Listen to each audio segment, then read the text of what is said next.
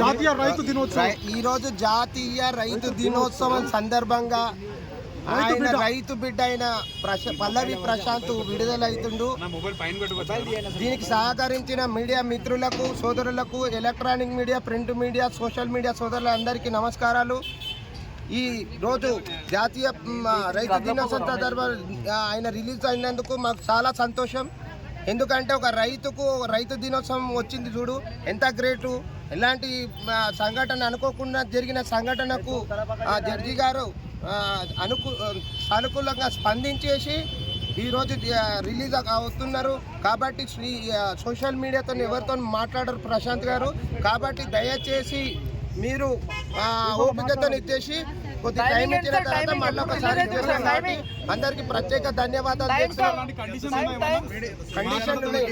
కండిషన్లు 2 నెలలు పొద్దున మార్నింగ్ 1 నుంచి 2 నెలలు అటెండ్ కావాలి.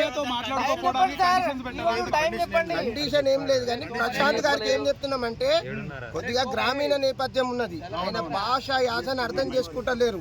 నేనేమంటున్నానంటే ఆయన కొద్దిగా చెప్పాలి. మేము చెప్తాం, కౌన్సిలింగ్ చెప్పి ఇచ్చేసి అడ్వైజ్ మేమేమంటున్నా అంటే కొంతమంది సోషల్ మీడియా సోదరులు, మన సోదరులు చట్టం గురించి టెక్నికల్ వర్డ్స్ వాడకుండా ఇష్టానుసారంగా మాట్లాడడం వల్ల ఇబ్బందులు అవుతాయి.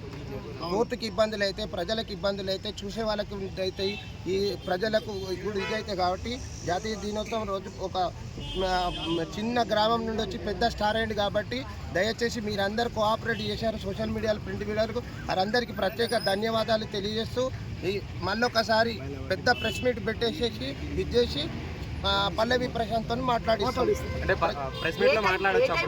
మాట్లాడచ్చు 7:30కి వచ్చేస్తాను. యాక్చువల్గా జైలు నియమ నిబంధనల ప్రకారం 7 o'clock భోజనం ఇట్లా చేపించేసి ఇచ్చేస్తారు. అప్పటి వరకు నిన్నే బెయిల్ వచ్చింది కదా, నేను ఏమంటున్నా 5:30కి బెయిల్ డిక్లేర్ అయిన తర్వాత మేడం వెళ్ళిపోయిన తర్వాత నియమ నిబంధనల ప్రకారం మేడం చేస్తారు. కాబట్టి నియమ నిబంధనల ప్రకారం 7:30 మధ్యలో పల్లవి ప్రశాంత్ ఎప్పుడు పెట్టిస్తారు సార్ ప్రెస్ మీట్? మేము పెట్టిస్తాం, త్వరలోనే పెట్టిస్తాం. Social media, print media, electronic media సోదరులందరికీ ప్రతి ఒక్కరికి ఫోన్ చేసి రిలీజ్ అయిన తర్వాత ఇంటికి పోతాడా, ఇక్కడ హైదరాబాద్ ఉంటారా? మనం ఏం చెప్తాం, మనం ఏం చెప్పలేం కదా.